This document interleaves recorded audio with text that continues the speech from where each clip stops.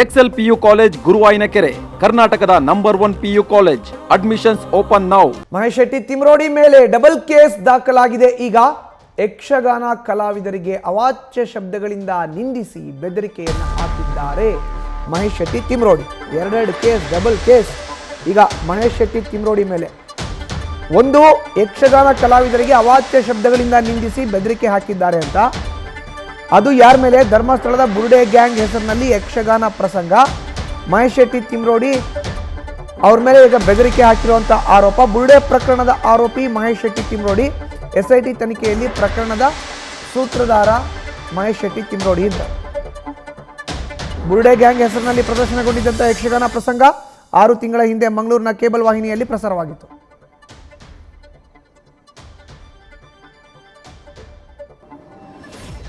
ಯಕ್ಷಗಾನ ಪ್ರಸಂಗವೊಂದಕ್ಕೆ ಬುರುಡೆ gang ಎನ್ನುವ ಹೆಸರು ಕೊಟ್ಟ ಹಿನ್ನೆಲೆಯಲ್ಲಿ ಬೆದರಿಕೆ ಕರೆ ಬಂದಿರುವಂತದ್ದು, ಬೆದರಿಕೆ ಹಾಕಿರುವಂತದ್ದು. ಅದರ ಬಗ್ಗೆ ಮಾತಾಡಲಿಕ್ಕೆ ನಮ್ಮೊಂದಿಗೆ ಯಕ್ಷಗಾನ ಕಲಾವಿದರಿದ್ದಾರೆ, ಅವರನ್ನೇ ಮಾತಾಡಿಸ್ತೀನಿ. ಯಾರಿಗೆ, ಯಾಕೆ ಬೆದರಿಕೆ ಬಂದದ್ದು, ಯಾವುದ ಕಾರಣಕ್ಕೆ? ಅಂದ್ರೆ ಕೇವಲ ಬುರುಡೆ ಗ್ಯಾಂಗ್ ಅಂತ ಹೆಸರು ಕೊಟ್ಟದ್ದಕ್ಕ ಹೇಗೆ? ಬುರುಡೆ ಗ್ಯಾಂಗ್ ಅಂತ ನಮ್ಮ ಯಕ್ಷಗಾನದ ಸಂಚಿಕೆಗೆ, ಯಕ್ಷತಿಲಿಕೆಯ ಸಂಚಿಕೆಗೆ ಬುರುಡೆ ಗ್ಯಾಂಗ್ ಅಂತ ಟೈಟಲ್ ಕೊಟ್ಟಿದ್ದೆವು. ಇದು ನನ್ನನ್ನು ಉದ್ದೇಶ ಇಟ್ಟುಕೊಂಡು ಇವರು ಮಾಡಿದ್ದು ಅಂತ ಅವರು ಬೆದರಿಕೆ ಕೊಟ್ಟಿದ್ದಾರೆ. ಯಾರು ಕೊಟ್ಟಿದ್ದಾರೆ? ಮಹೇಶ್ ಶೆಟ್ಟಿ ತಿಮರೋಡಿ ಅನ್ನೋ ವ್ಯಕ್ತಿ. ಏನು ಬೆದರಿಕೆ ಹಾಕಿ? ಬೆದರಿಕೆ ಅಂದ್ರೆ ಅವ್ಯಾಚ್ಯವಾಗಿ ನಿಂದಿಸಿದ್ದಾರೆ ಸರ್. ಅದನ್ನು ನಾವು ಮೀಡಿಯಾದಲ್ಲೆಲ್ಲ ಹೇಳಬಾರ್ದು. ಯಾಕಂದ್ರೆ ಹೊಲಸು ಮಾತನ್ನೆಲ್ಲ ಹಾಡಿದ್ದಾರೆ. ನಮ್ಮ ತಾಯಿಗೆ, ನಮ್ಮ ಹೆಂಡತಿಗೆಲ್ಲ ಬೈದಿದ್ದಾರೆ. ಇದು ನಮಗೆ ನೋವಾಗಿದೆ. ಆ ದೃಷ್ಟಿಯಿಂದ ಕಾನೂನು ಪ್ರಕಾರ ಅವರ ಕ್ರಮ ಕೈಗೊಳ್ಳಬೇಕಂದ್ರೆ ನಾವು ಪೊಲೀಸ್ ಸ್ಟೇಷನ್ ಅಲ್ಲಿ ಕಂಪ್ಲೇಂಟ್ ಕೊಟ್ಟಿದ್ದೇವೆ ಸರ್. ಈಗ ಈ ಒಂದು ಯಕ್ಷಗಾನ ಪ್ರಸಂಗ ಏನಿದೆ, ಇದಕ್ಕೆ ಹೆಸರು ಬುರುಡೆ ಗ್ಯಾಂಗ್ ಅಂತ ಕೊಟ್ಟಿದ್ರು. ಅದರಲ್ಲಿ ಯಾವುದೇ ಸನ್ನಿವೇಶ ಅಥವಾ ಅವರಿಗೆ ಸಂಬಂಧಪಟ್ಟದ್ದು ಅಥವಾ ಈ ಪ್ರಸ್ತುತ ಏನು ಆ ಸಂದರ್ಭದಲ್ಲಿ ಧರ್ಮಸ್ಥಳದಲ್ಲಿ ಆಗಿತ್ತು ಅದಕ್ಕೆ ಸಂಬಂಧಪಟ್ಟದ್ದು ಏನಾದ್ರೂ ರಿಲೇಟೆಡ್ ಇದೆಯಾ? ಇಲ್ಲ ಸರ್. ಒಂದು ಹೂತಾಕುವುದುಂಟು, ನಾಯಿಯನ್ನು ಹೂಳುವುದುಂಟು, ಅದನ್ನು ಅಗೀಲಿಕ್ಕೆ ಸರ್. ಈ ಒಂದು ಪ್ರಸಂಗ ಈ ಯಾರ ಸುತ್ತ ಈ ವೃತ್ತಾಂತ ನಡೀತದೆ, ಏನು ಕಥೆ ಇದೆ? ನೋಡಿ ಸರ್, ನಾವು ಯಕ್ಷತೆಲಿಕೆ ಅಂತ ಒಂದು ಕಾನ್ಸೆಪ್ಟ್ ಮಾಡ್ತೇವೆ 1 ಗಂಟೆದ್ದು ನಮ್ಮ ಕುಟ್ಲದಲ್ಲಿ. ಅದರಲ್ಲಿ ವಾರಕ್ಕೆ ಒಂದು ಕತೆ ನಮ್ದು. ಮೊದಲು ನಾವು ಮೆಸೇಜ್ ರೆಡಿ ಮಾಡಿ, ಆಮೇಲೆ ನಾನು, ಭಾಗವತರು, ಪ್ರಜ್ವಲ್, ಮತ್ತೆ ನಮ್ಮಲ್ಲಿ ದಿನೇಶ್ ರೈ ಕಡಬ ಇದ್ದಾರೆ, ಇವರಿದ್ದಾರೆ. ನಾವು ಕುಳಿತುಕೊಂಡು ಅದರ ಬಗ್ಗೆ ಒಂದು 5 ಜನರಿಗೆ ಬೇಕಾಗುವಂತಹ ಪಾತ್ರವನ್ನು ಸೃಷ್ಟಿ ಮಾಡಿ ಒಂದು ಕತೆ ಮಾಡುವುದು. ಅದು ಪೂರ್ವಾಪರ ಇಲ್ಲದ್ದು, ನಾವೇ ಯೋಚನೆ ಮಾಡಿ ಒಂದು ಕತೆ ಮಾಡಿ ಕೊನೆಗೆ ಮೆಸೇಜ್ ಒಂದು ಟೈಟ್ ಆಗಿ ಕೊಡುದು ಅಷ್ಟೇ ಸರ್. ಇದಕ್ಕೂ ಮತ್ತೆ ಆ ಸಂದರ್ಭದಲ್ಲಿ ಧರ್ಮಸ್ಥಳದಲ್ಲಿ ನಡೆದಂತಹ ವೃತ್ತಾಂತಕ್ಕೂ ಯಾವುದೇ ಸಂಬಂಧ ಇಲ್ಲ ಸರ್. ಇಲ್ಲ, ಅದನ್ನೆಲ್ಲ ತಲೆಯಲ್ಲಿ ಇಟ್ಟುಕೊಂಡು ನಾವು ಆಡುವುದೇ ಇಲ್ಲ ಸರ್. ಇಷ್ಟು ನಾವೊಂದು 150-200 ಒಂದು ಅದರಲ್ಲಿ ಎಪಿಸೋಡ್ ಆಗಿದೆ. ಅದರಲ್ಲಿ ಯಾವುದೇ ಅಂತದ್ದು ಯಾವುದೇ ಇಲ್ಲ ಸರ್. ಮತ್ತೆ ಈಗ ನೀವು ಕಲಾವಿದರು ಸೇರ್ಕೊಂಡು ಒಂದು ಕಂಪ್ಲೇಂಟ್ ಅಂತೂ ಕೊಟ್ಟಿದ್ದೀರಿ ಪುತ್ತೂರು ಪೊಲೀಸ್ ಠಾಣೆಯಲ್ಲಿ, ಮಹಿಳಾ ಠಾಣೆಯಲ್ಲಿ, ಮತ್ತೆ ಪುತ್ತೂರು ಗ್ರಾಮಾಂತರದಲ್ಲಿ.